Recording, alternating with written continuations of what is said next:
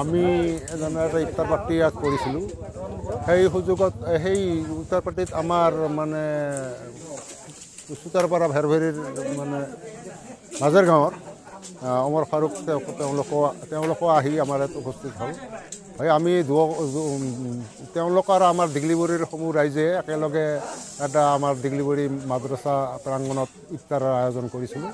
তাত সকলোৱে আমি মিলাপ্ৰীতিৰে ইফতাৰ কৰিলোঁ। হয়তো মুখ্য মানুহ আছিল আৰু এই ভেৰভেৰী মাজৰ গাঁৱৰ মানে ফাৰুকৰ লগত তেওঁৰ লগত আৰু সহযোগী কেইজনমান আহিছিল আৰু আমাৰ গাঁৱৰ অধিক অংশ মানে মানুহে ইয়াত মানে ইফতাৰত যোগদান কৰিছিল।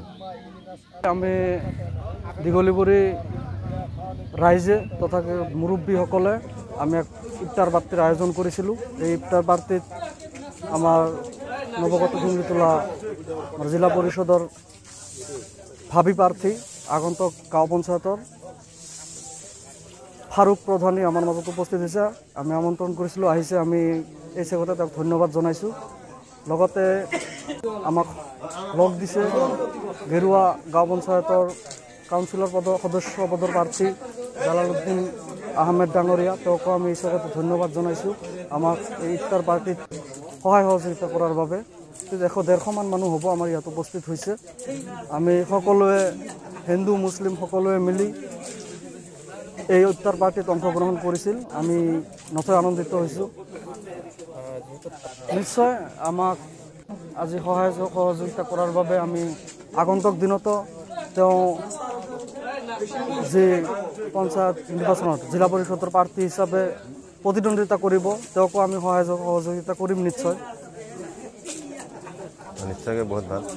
প্ৰথমতে সমূহ অসমবাসী তথা এই দীঘলীপুৰী ৰাইজৰ মানে এই পবিত্ৰ ৰমজান মাহৰ সকলোকে শুভেচ্ছা জ্ঞাপন কৰিছোঁ। লগতে এই ইফতাৰ মেহফিলত মোক আমন্ত্ৰিত কৰি অনাৰ বাবে ক্লাবৰ সহযোগত যি ইফতাৰ মেহফিলৰ আয়োজন কৰিছিলোঁ, ইয়াতে মোক আমন্ত্ৰণ কৰি অনাৰ বাবে ধন্যবাদ জ্ঞাপন কৰিছোঁ।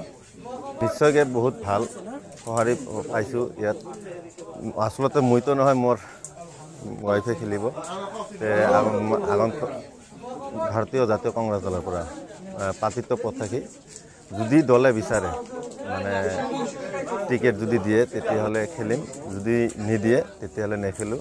আৰু এই ইয়াতে মাতি অনাৰ কাৰণে যিসকল মানে উদ্যোক্তাসকলে মোক মাতি আনি যিসকল মানে উৎসাহ উদ্দীপনা যোগালে, তাৰ বাবে মই বহুত কৃতজ্ঞতা জ্ঞাপন কৰিছোঁ। আৰু লগতে এই সমূহ ৰাইজৰ দুৱা আৰু আশীৰ্বাদ বিচাৰিছোঁ।